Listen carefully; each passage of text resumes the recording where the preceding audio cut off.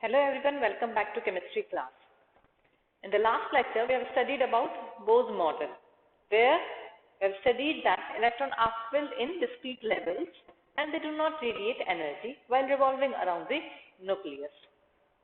We have seen that electron distribution, it starts from K shell, then you have L shell, M shell and N shell. K shell can accommodate 2 electrons. And the filling of electron, it goes according to rule 2n square, where n is the number of orbits that you are talking about. So n for K shell it is n is 1, for L shell your n is 2, for M shell n is 3, and for N shell it is 4.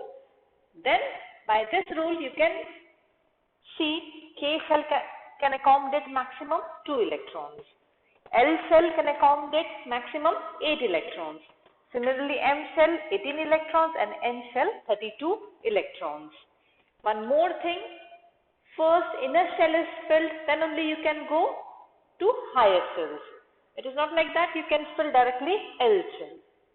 So this rule you have to keep in mind. By this rule, we will try to make orbit distribution, electron distribution of certain elements. Few I will do here, and few you have to do by yourself. You have to practice for them.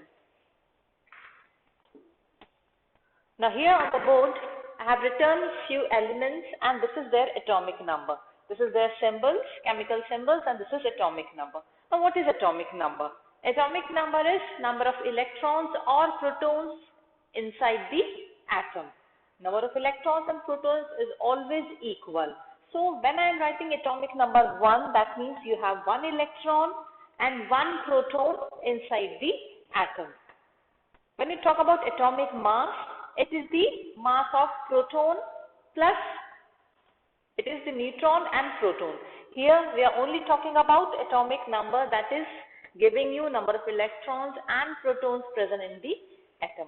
So atomic mass, that means we are talking about neutron and proton. Atomic number, that means we are talking about number of electrons and number of protons. So 1 means you have 1 electron and 1 proton.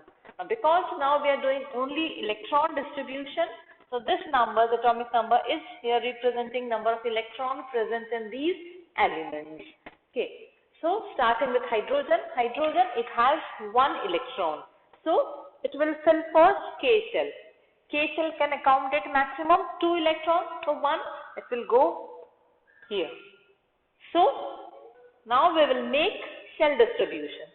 So for hydrogen, this is your nucleus, if the center part is nucleus, and this is your K shell, and only 1 electron you have.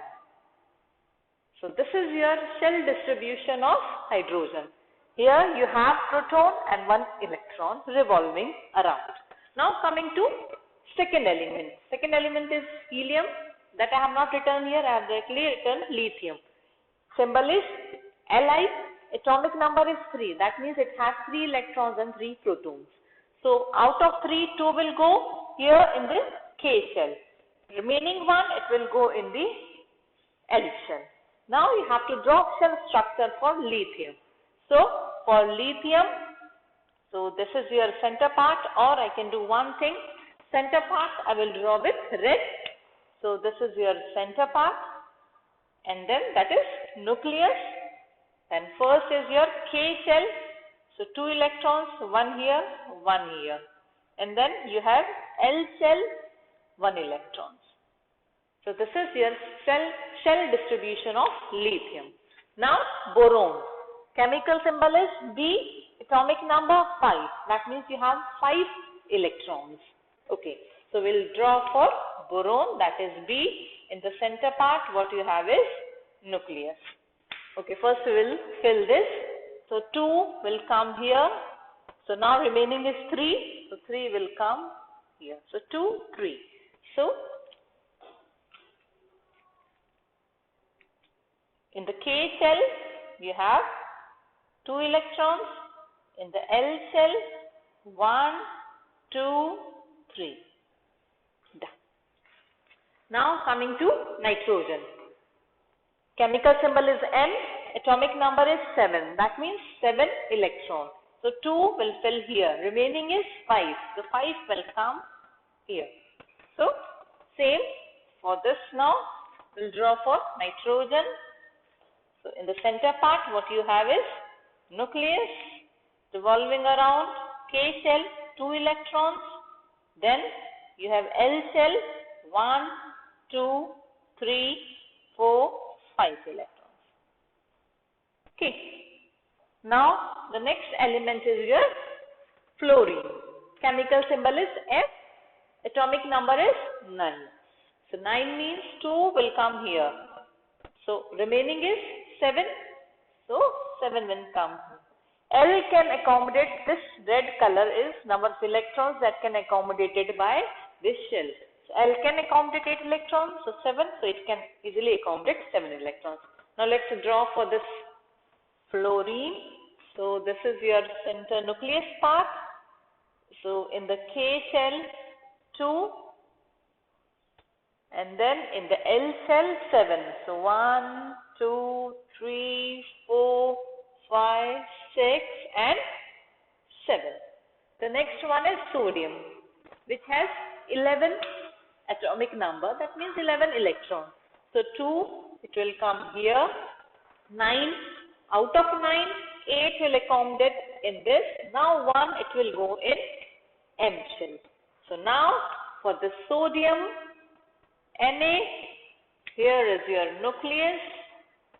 So in the first K shell, you have 2 electrons.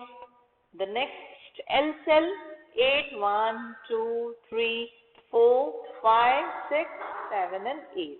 And then you have M shell, sorry, this is black only, M shell where you have only 1 electron. Then magnesium, 12 is the atomic number. So I will fill 2, then 8, 2 and 8, 10, remaining 2, so 2 will come here. Similarly, we write for sulfur 16, so 2 will come here, 8 will come here, it can accommodate maximum 18. So 2 and 8, 10, 6, so 6 here. Same like this Na you have to draw for magnesium and sulfur. So for magnesium, center is your nucleus. So K shell, 2 electrons, then L, 8, and then what you have is M shell, that is 2, so 1 and 2. And similarly for sulfur, this is your center part, this is your, like same like that, this you have to draw. Now, hope this is clear to you.